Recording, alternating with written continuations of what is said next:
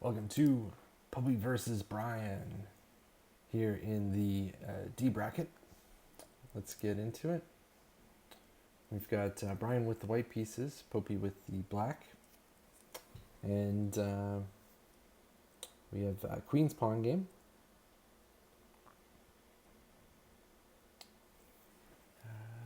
All right, C4 here, challenging the center. Sort of a Queen's Gambit kind of thing.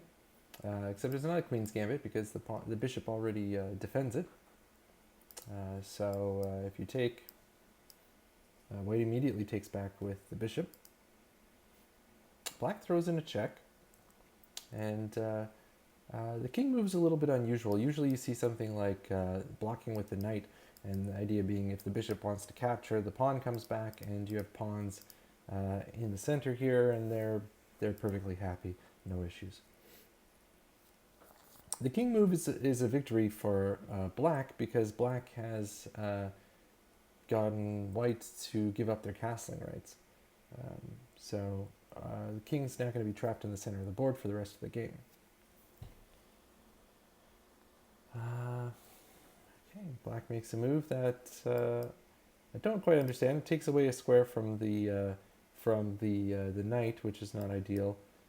It also opens up the diagonal to attacks on the king, so generally you don't see this move. It might be preparing e5 to challenge the center further, but I think black has already got a pawn that they can capture because the king disconnected the defense of this pawn. It's possible he could just capture it now.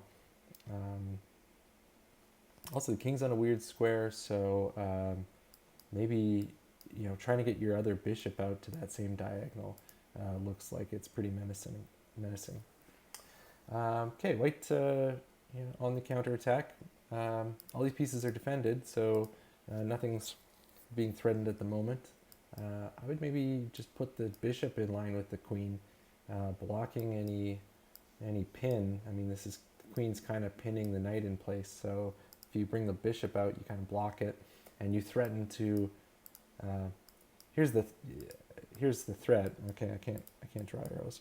The threat is if white does nothing, black's going to play knight takes d4 with a check on the king and a bishop attack on the queen at the same time, and you're going to lose the queen. Okay, so instead we see this. This is okay. Problem is maybe white can play c5 and trap the bishop in place. The bishop is running out of squares to go.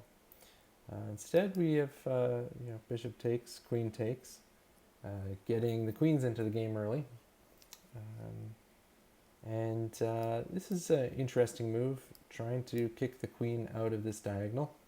The pawn is defended by the queen. Queen has to fall back. And now maybe getting that bishop onto that diagonal. The idea of moving this bishop and pushing this pawn or something like that looks interesting. There's also some potential forking ideas here. It's defended at the moment, but there's maybe something there. Okay, we have knight move. This move kind of weakens this pawn a little bit. It's defended by the bishop and the king right now, but it might be a long-term weakness. It's something we could look out for. We got castling, which is excellent. Black getting the king to safety. Pawn advances here. Defended by two pieces, the queen and the knight, and attacked by three, so it looks like you could just capture it. Black does. I do like this capture because it opens up the line for the rook to get a better look at the king here. Once the rook comes to e8, you can think about capturing this pawn with the queen because the pawn will be pinned. Okay, we see this, and at this point, actually taking back with the bishop looks really good. Both develops the bishop, connects the two rooks together. They want to be connected. They're stronger connected, and it eyes the queen, forces the queen to move. So we see a take back with the knight, which is not horrible, but I think the other one was better. Maybe the other one was much better. This is kind of weird. So it's a fork, and it's defended by the queen, but it also drops the other fork. So black can come back with an attack on d4, hitting both the king and the queen. And um, yeah, I'm not really sure what would happen there. So king would have to move due to the check. If he moves on to the d file, then taking the queen comes with check again. And if the king retakes, queen just takes the attacking piece, and black is winning. So if knight takes here, the king can't move to any of these squares. I can't move here because of the knight. So his only choice is maybe he probably doesn't want to move here. I mean, I think his only choice is the f2 square. So knight takes, king goes to f2, and then you need some way of, if you want to save everything, you need some way of kind of like getting out of the works with momentum here. But you could just play knight takes queen, pawn takes queen, knight takes rook, pawn takes knight, and black is still winning here. So what happened? We got queen takes d4, which isn't as strong. It's correct that this pawn wasn't hanging, but now the knight falls, and black has to find compensation for that. Interesting. Both knights hanging. Chooses the other knight, which keeps the pressure on this knight. There might be some good tactics here still.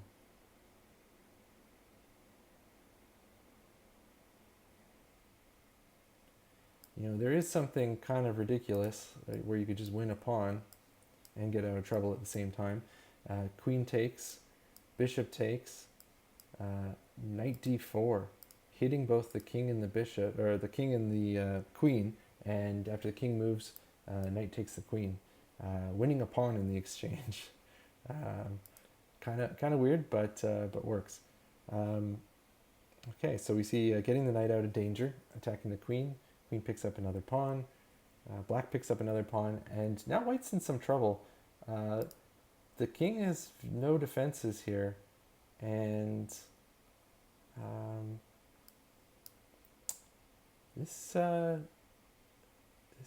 bishop e2 move looks good. The king's got to hide it in the corner, and then you can check it from the corner. The bishop is the only piece that can block. You take the bishop, and it's checkmate. So black has the win here.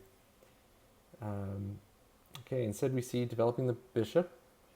This is good, but not as good as the other line. Queen attacks, I guess, the pawn, but also walks back into the line of fire of the bishop. So if Popey notices that the bishop can move backwards here, then he's got the game wrapped up. Instead we throw a check in, but that sacrifices the other bishop. Now, oddly enough, if you capture the queen with your bishop, the game's still even. And he does. Okay, amazing. Still anybody's game. Okay, black drops a pawn now from that position, and now the game is like completely even with the material. Now, black still has the better position because of this check trapping the king back in the center of the board where the rooks can harass it. Instead, we go for the bishop. This almost forces this move. This is great. And now lining up the rook with the king so that the knight can move with check is good. Capturing the bishop right away is also good. Maybe better. Popey up 3 points now. Using the bishops to great effect. You have to capture this knight. Great. Free piece. Up 6 points now. Attacking the bishop. It's defended by the rook. It's not a big deal.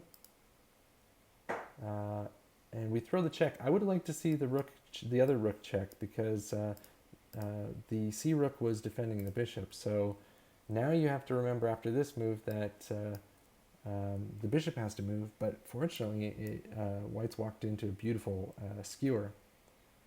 Doesn't see it and leaves the bishop hanging, which White gobbles up, and now Popey's only up 3 points. Throws another check in, and it seems like there's enough pieces around here to get a checkmate.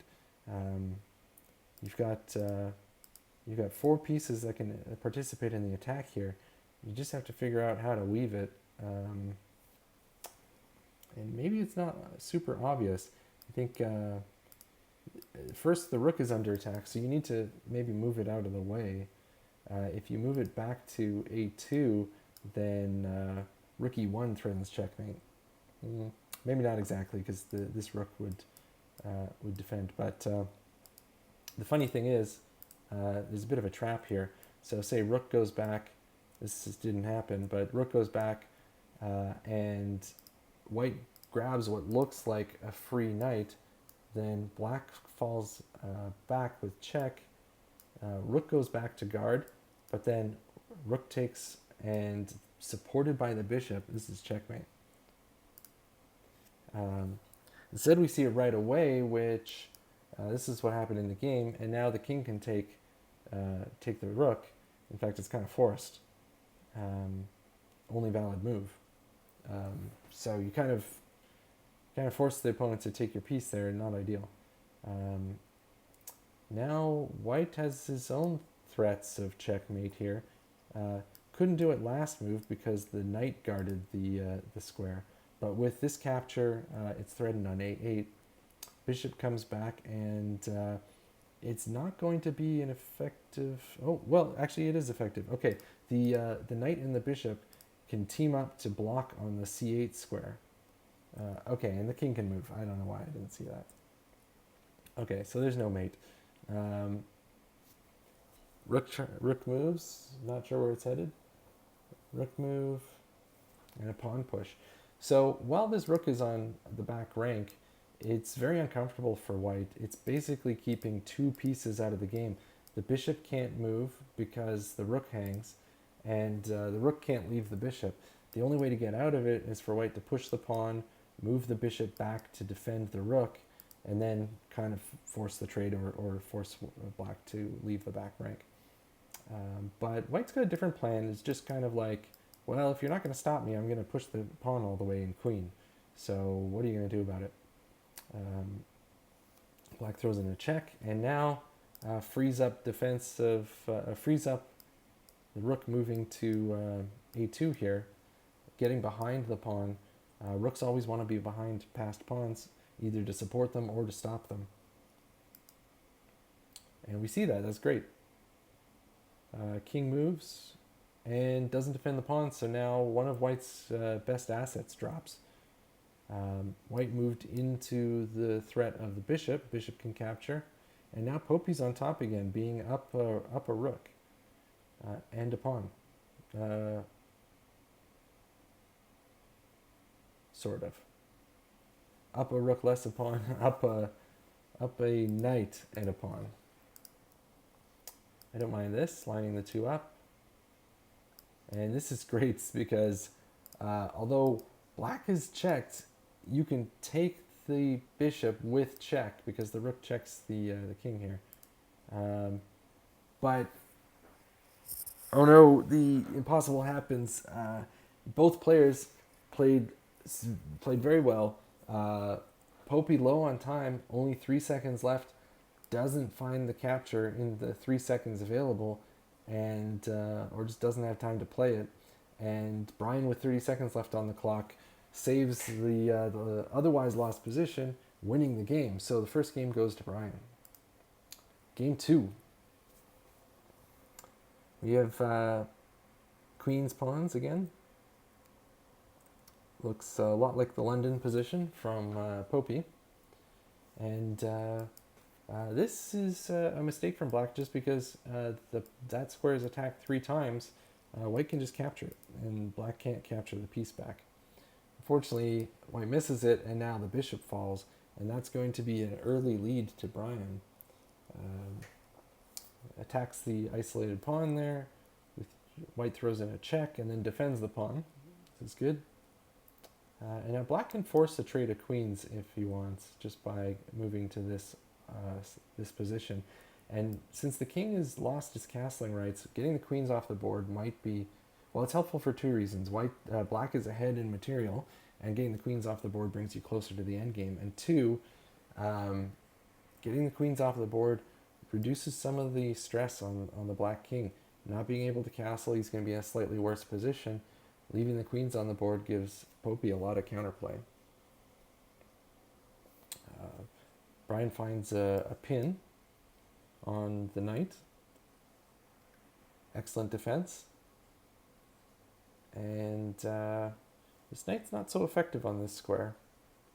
You can even just kick out the bishop and there's nothing really can be done about it. You have to force the trade. And there we see it. And I think missing the capture of the bishop here, that makes the game equal for Popey. And there's a second piece here you could capture. Captures the wrong way. Capturing the knight here would put you two minor pieces ahead. Well, I guess one, because the first one was evening it out from the first loss. Okay, but then we see a great fork here, hitting both the queen and the bishop. The only move is to drop the queen back to guard the bishop. Queen goes somewhere else. Guess abandoning the bishop. Bishop falls with a check. And the knight gets back out of there. That puts Brian up 3 points instead. White had a chance to grab this pawn. Chose not to. Not entirely clear why. I think with the knight becoming weak on c6, it's kind of a safe move. You're threatening to capture the knight as well. Probably does some damage there. Instead, rook takes the open file, threatening the queen. Now the queen might actually see that, and it does. Knight moves to get out of the way of the attack. You can't capture the d5 pawn because it's defended. So you have to find a square to go to, and if you start looking at what squares are available, you'll find a lot of them are taken. In fact, all of them are taken, and White's queen is trapped. Yeah, how did that happen? I guess after the move a6 here, it wasn't safe to take the pawn anymore. The pawn had become poisoned, and the queen is trapped. Queen goes to any square, but loses it anyway. And now Brian's got a huge advantage.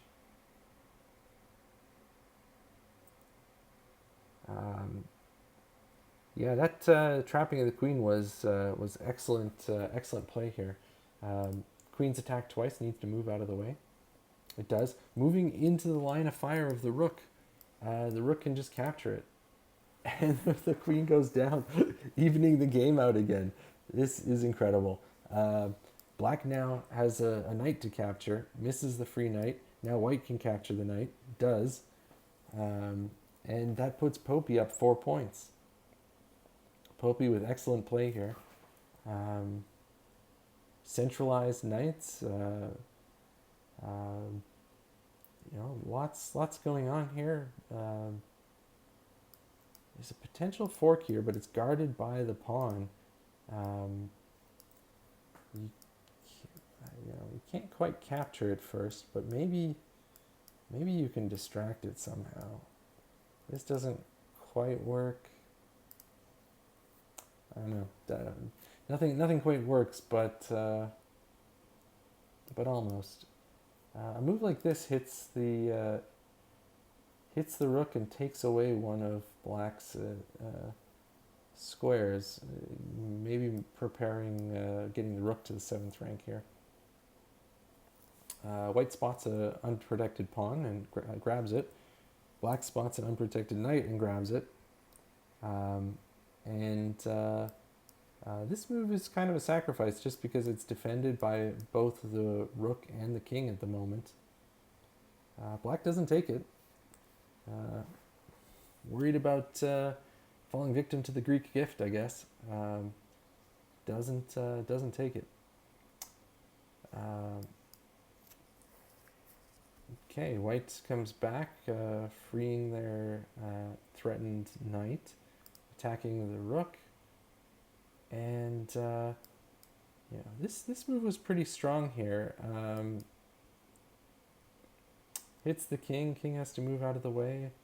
I would be looking for some checks or ways to guard this square. I'm not really sure, but maybe it doesn't do anything. But black is gobbling up white's pawns here, equalizes the game again, and this game goes to anybody. Popey up one pawn, knight's attacked, and you got to be constantly on the watch out for forks. These knights can go so many different ways. There's a lot of potential for hitting the pieces in different directions. So you always kind of have to watch, especially with another piece that can sort of push other pieces around.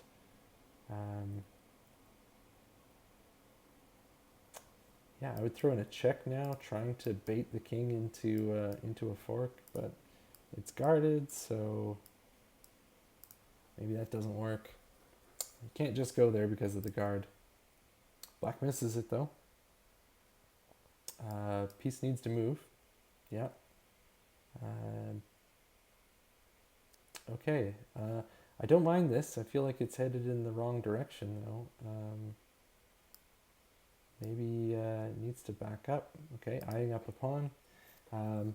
Popey now with 30 seconds on the clock, and Brian with minute 43. The time advantage at this point is going to become huge because the players are going to not have enough time to calculate all the moves, calculate all the things that might happen. You can't come in for another check because it's guarded. And if I'm Popey in this position with 22 seconds left, I don't even think about this. I just take this because trying to simplify the position makes it for less things to think about. This is a huge win for Popey now. You take this with check and you win both rooks.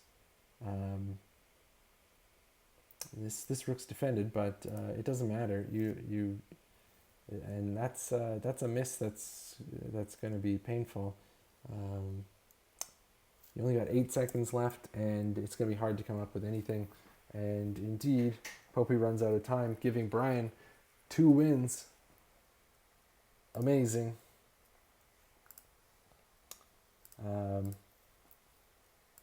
Brian takes 2 wins and moves on. Again, second game came down to time. Incredible.